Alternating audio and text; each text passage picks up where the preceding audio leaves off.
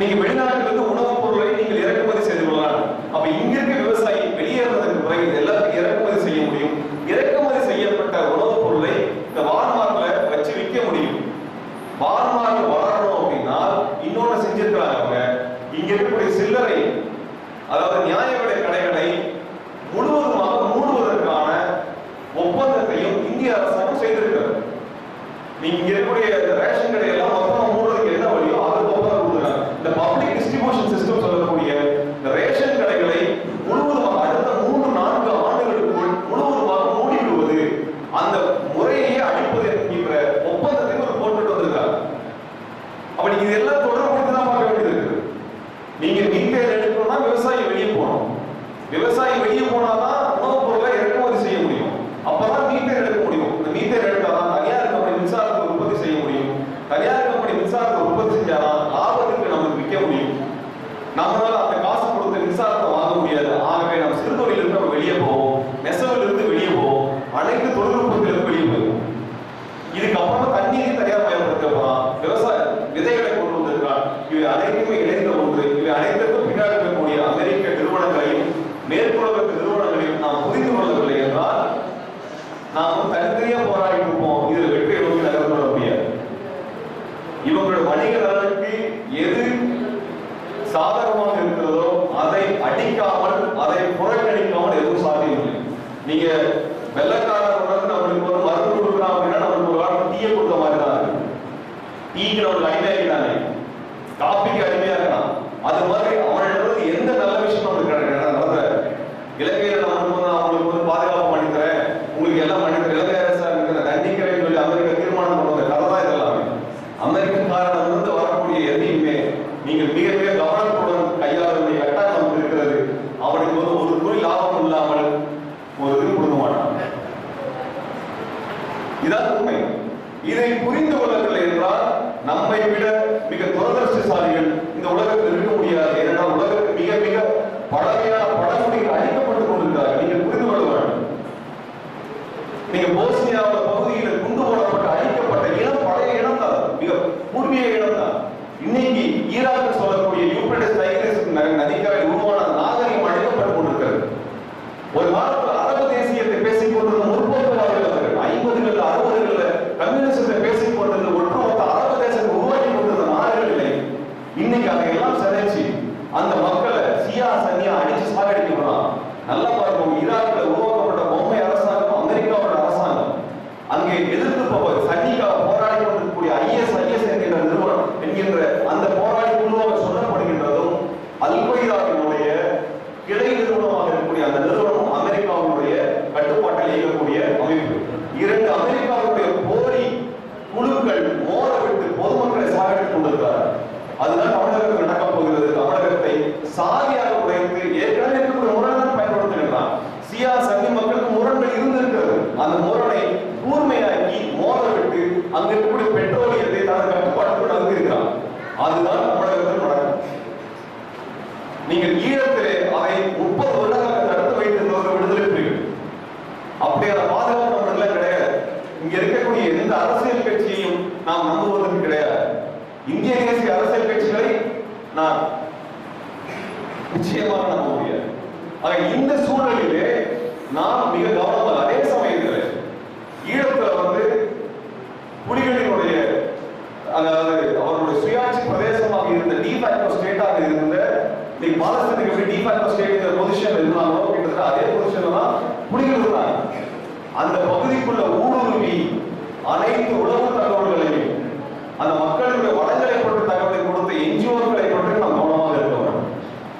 இதான் தமிழகத்தில் நடக்கிறது. தமிழகத்தில் ஒட்டுமொத்தமாக நமக்கு வந்து என்னன்னா ஒரு விஷயம் புரிஞ்சு வேண்டியிருக்கு. நம்மளுடைய சொத்து மதிப்பு என்ன, தமிழர்களுடைய சொத்து எவ்வளவு, இந்த சொத்து எவ்வளவு வெளியே போகுது, நம்மளுடைய சொத்து என்ன மதிப்பு தெரிஞ்சாதான் சொத்தை இழக்கிறத பற்றி யோசிக்க முடியும். அப்ப நம்மை பற்றிய ஆய்வு நம்மகிட்ட கிடையாது. எத்தனை தாது பொருட்களுடைய மொத்த மதிப்பு வெளியே எடுக்கப்படுகிறது, எவ்வளவு பணம் இன்கம் டாக்ஸா கட்டுறோம், நம்ம இன்கம் டாக்ஸா கட்டுற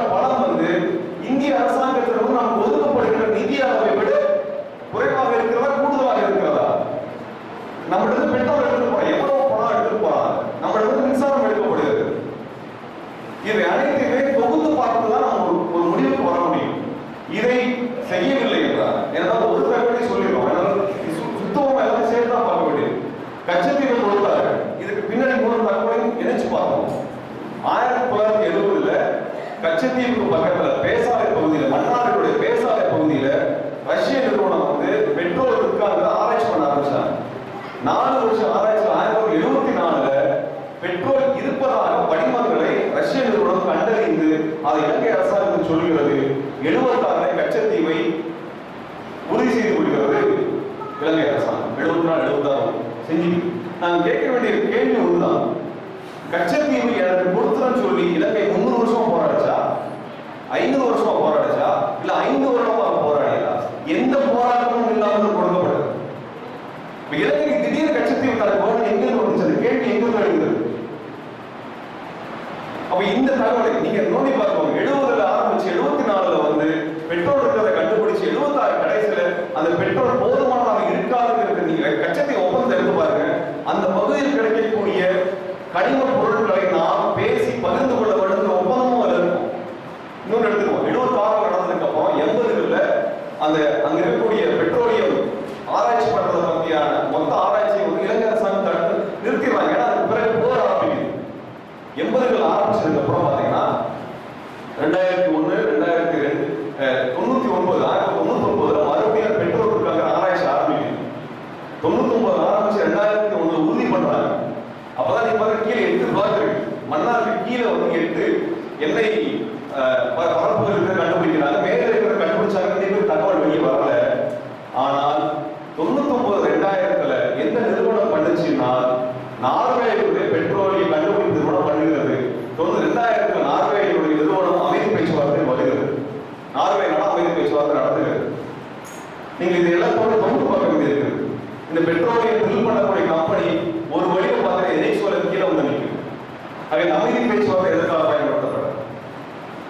அதை நம் மீது திணிக்கப்படுகிறது என்பதை பற்றி நாம் புரிந்து கொள்ளவில்லைனா நாம் வந்து எங்க அழிக்கப்படுவோம் எங்க அழிக்கப்படுவோம் நமக்கு தெரியாது. அப்ப மீத்தேன் நெருப்புங்கிறது வெறும் மீத்தேன் நெருப்பு அல்ல.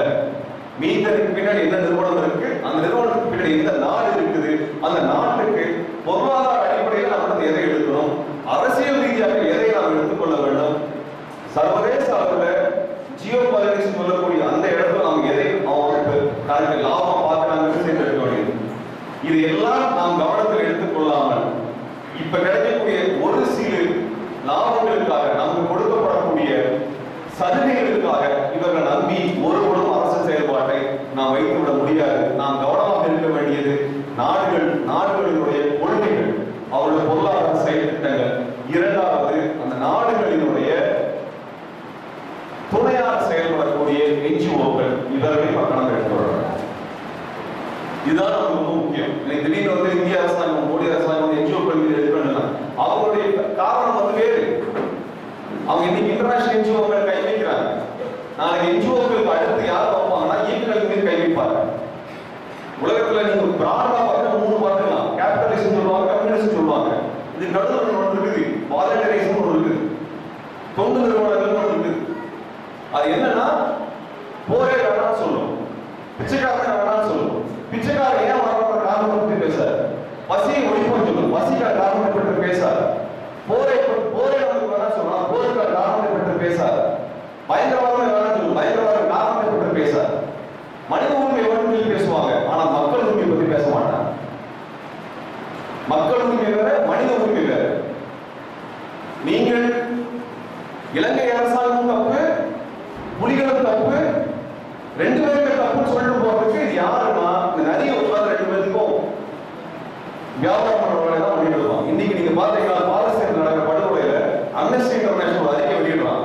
அது என்ன சொல்றாங்கன்னா, ஹமாஸ் வந்து ராக்கெட் அடிக்குது, அது மக்கள் பகுதியில் விழுகுது, இது போர் குற்றம்னு சொல்றாங்க. சரிடா ஒரு சொல்லிட்டிய பரவாயில்ல. அடுத்து என்னன்னு பார்ப்போம்னா, இஸ்ரேல் வந்து குண்டு போடுது பாலஸ்தீனுக்கு மேல. அதுக்கு என்ன சொல்றாங்க, இஸ்ரேல் வந்து போன் பண்ணுவாங்க. இஸ்ரேல் வந்து போன் பண்ணி பாலஸ்தீன வீட்டுல யார் வீட்டு கொண்டு போறோமோ போன் பண்ணி, சார் அவங்க வீட்டுல பயங்கரவாதிகள் இருக்காங்க, அதனால நாங்க கொண்டு போறோம், பயங்கரவாதிகள் இல்லாத நீங்கள வெளியே பெருமை சொல்லுவாங்களாமா, அதுக்கப்புறம் கொண்டு போவாங்க. இது அம்னஸ்டி எழுதியிருக்கிற அறிக்கை இருக்குது. இந்த கும்பல் தான் இன்னைக்கு வந்துட்டு இங்க உட்கார்ந்துட்டு நம்ம மனித உரிமையை பத்தி கிளாஸ் எடுத்துக்கிறாங்க. இவங்க தான் விடுதலை புலியை விசாரிக்கணும், இலங்கை அரசாங்கத்தை விசாரிக்க சொல்றாங்க.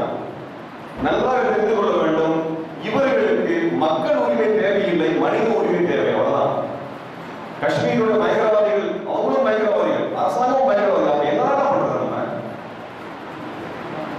வந்து அரசியலாக தொடர்ச்சியாக முன்வைக்கப்பட்டு கொண்டிருக்கிறது. அதை நாம் கவனமாக கையெழுத்துள்ளார். ஒரு அறிவிச்சீவிக்கு வந்து பேசுறாங்க,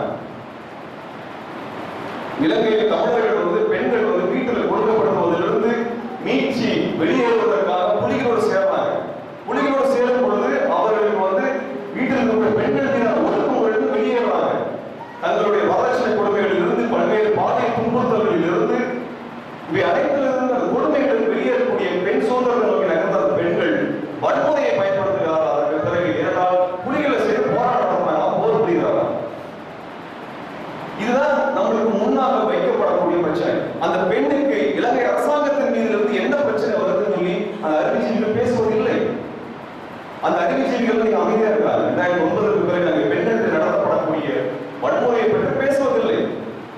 இதான் இங்கே நம்மளுடைய நீ இயக்கம் போராட்டம் நடத்தினீங்க. அம்னஸ்டி இன்டர்நேஷனல் பத்தி ஏன் சொன்னா, இளைஞர்கள போராட்டம் நடத்திருந்த பொழுது அங்க அந்த கடற்கரையில் அவங்க வந்த பொழுது காவல்துறை தாக்கிய பொழுது பொதுமக்கள் மணலை தூக்கி எரிஞ்ச பொழுது அம்னஸ்டி இன்டர்நேஷனல் அறிக்கை எடுக்க முடிச்சு அரசாங்கம் எக்ஸசிவான போர்ஸை பயன்படுத்துது, அதற்கு அதிகமான அதிகாரத்தை பயன்படுத்தி மக்களை ஒடுக்குறது, மக்களும் வந்து மண்ணையெல்லாம் எடுத்து வீதி பயங்கரவாதம் செய்கிறார்கள் சொல்லிச்சு. மணலை எடுத்து எரிஞ்சது வந்து அதுவும் ஒரு தீவிரவாதமான ஒரு வன்முறை செயல் அப்படிங்கிறத அம்னஸ்டி இன்டர்நேஷனல் சொல்லிச்சு. அது கண்டிச்சு நாங்கள் அதை கடித்து கொடுத்தோம்.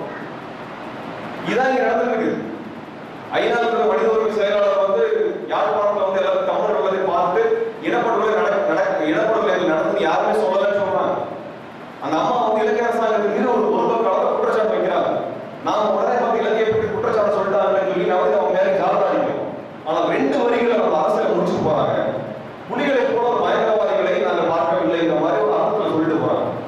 நீங்கள் தமிழர்களுக்கு இப்போ நடக்கிற நல்லது செய்வதற்கு நடக்கிறது 13ஆம் சட்டத்தின் அடிப்படையில் வர மாகாண தேர்தலை நாங்கள் ஒரு வரவேற்கிறோம் சொல்றாங்க. நன்றாக தெரிந்து ஐநாவில் இருக்கக்கூடிய அதிகாரி அல்லது ஐநாவை சேர்ந்தவர்கள் ஒருவன் பயங்கரவாதியா இல்லையா என்று சொல்வதற்கு அதிகாரம் கிடையாது. அதுக்கான ஆதாரம் கிடையாது. அவர்கள் விசாரிக்க முடியும். விசாரணை முடிவுகளை மட்டும் மதிக்க முடியும் தவிர அவர்கள் ஒரு மீது தீர்ப்பு எடுக்க முடியாது. அப்படி அவங்க தீர்ப்பு எடுக்க வேண்டும், இலங்கை அரசாங்கத்தின் மீது தீர்ப்பு எடுத்திருக்க வேண்டும்.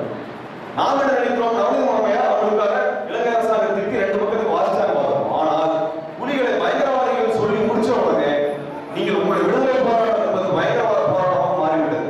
அது போய் அதற்கு எப்படி நியாயம் கிடையாதோ அதுபோல் விடுதலை புலிகளுக்கு நியாயம் கிடையாது மாறிவிட்டது. இதான் அமெரிக்க தீர்மானங்கள். நம்ம அதை பற்றி பேசவே மாட்டோம்.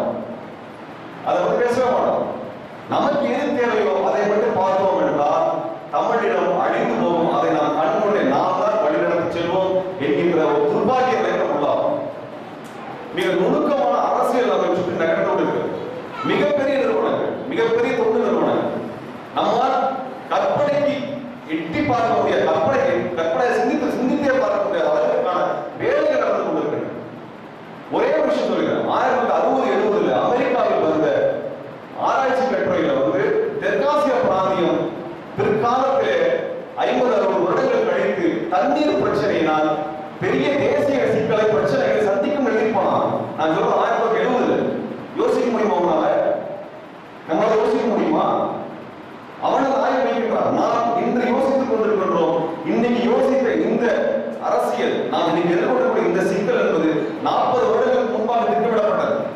நாம் இன்றைக்கு இந்த பிரச்சனையை பேசிக் கொண்டிருக்கும் பொழுது இன்றைக்கு 40 வருடங்கள் கழித்து வரக்கூடிய அரசியலை அவன் சிந்தித்து முடித்திருப்பான். இந்த அரசியலை நாம் எதிர்கொள்ளவில்லை என்றால், நாம் நம் எதிரியை குறைத்து மதிப்பிடுவோம் என்றால், நாம் நம் குழந்தைகளுக்கு துரோகம் செய்வதாக மாறிவிடும். அதுதான் முக்கியம். நாம் தத்துவார்த்த புரிதலை இங்கே நடக்கக்கூடிய சமகாலத்தில் நடக்கக்கூடிய நிகழ்ச்சிகளுடைய தரவுகளினுடைய செய்திகளோடு இணைத்து பார்த்து ஒரு முடிவை இந்த மக்களுக்கு சொல்ல வேண்டும். இதன் மூலம் ஒரு வலிமையான போராட்டம் கட்டி எழுப்பப்பட வேண்டும். அது என்ன முடியாது. இன்னைக்கு பெரியாரை பெரிய ஒரு சமூக விரோதியாக சித்தரிக்கக்கூடிய அரசியல் தான் வருகிறது. தமிழ் சமூகத்தை ஒட்டுமொத்தமாக சாதியாக உடைக்க வேண்டும் என்பதற்கு தடுப்பாக இருக்கக்கூடிய முதல் ஆளர் பெரியார் உடைக்க வேண்டும் என்கிற அரசு முன்வைக்கப்படுகிறது. அதற்கு பிறகு சியாசன்னிக்கு என்ன நடந்துச்சோ அது தமிழகத்தில் நடக்கும். அது மாற்று கிடையாது. சியாசன்னி ஒன்றாக இருக்கிற சமூகம் அது. ஒரு அரபு தேசத்தை முற்போக்கு அரசியல் பேசிய சமூகம் அது. கம்யூனிஸ்ட் முன்வைத்த சமூகம் அது. பாத் பார்ட்டி எப்படி வந்துச்சோ அப்படிதான் திமுக தமிழ்நாட்டில் செயல்படுகிறது. பாத் பார்ட்டி சோசியலிசத்தை பேசிய சமூகம் அந்த கட்சி தான் கம்யூனிஸ்டுகள் அளித்தது. அதுதான் இங்கே நடந்தது.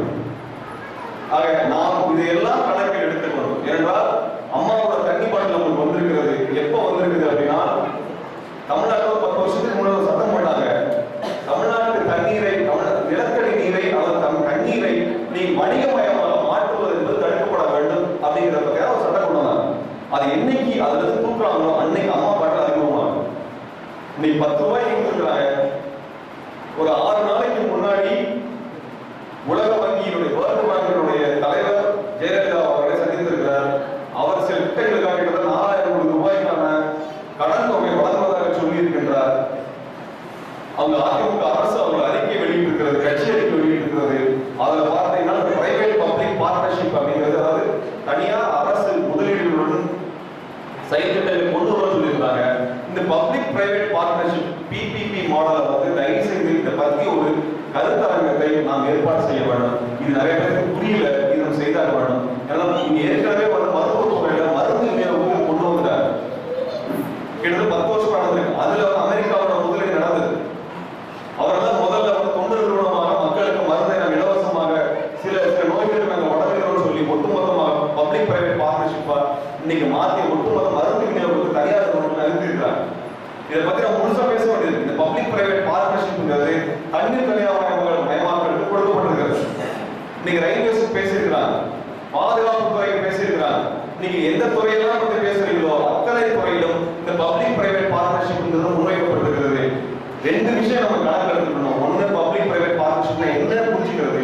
2வது, இந்த குவாசி ஜுடிஷியல் சொல்லுவாங்க, நீதி மன்றம் இல்லாமல் தனியா இவனுக்கு ஒரு தீர்ப்பாயம் வைப்பது. இந்த தீர்ப்பாயத்தின் அடிப்படையில் தான் கான்ஸ்டிடியூஷன்ல நம்மளுக்கு அரசியல் சாசனத்தில் என்ன உரிமைகளா கொடுத்தானோ அதையெல்லாம் மீறுவது தீர்ப்பாயத்தில் தான். புலிகள் பயங்கரவாதிகள் கிடையாது, பயங்கரவாத செயலை செய்யவில்லை சுப்ரீம் கோர்ட் சொன்னதுக்கு அப்புறம் தீர்ப்பாயத்தின் மூலமாக தான் அவங்களுக்கு பயங்கரவாதம் சொல்றாங்க. இது மாதிரி தான் நீங்க வந்து டெலிகாம் இருக்குது, இது மாதிரி தான் மின்சாரத்துக்கு இருக்குது, இது மாதிரி எல்லாத்துக்குமே தீர்ப்பாயத்தை கொண்டு வந்துருக்கான். இந்த குவாசி ஜுடிஷியல்ல பாத்தீங்கன்னா நீதித்துறையை சார்ந்தவர்கள் வருவதில்லை, மாறாக அரசியல் அதிகாரிகள் இருந்தவங்க தான் வர்றாங்க. இதை பற்றி நாம் பேச வேண்டியிருக்கிறது, விரிவாக எடுக்க வேண்டியிருக்கிறது. அதற்கான துவக்க புள்ளியாக இந்த கருத்தரங்கம் அமைவதிலே எங்களுக்கு பெரிய மகிழ்ச்சி. அதற்கான ஏற்பாடு செய்து கொடுத்த செந்தில் செந்திலாளன்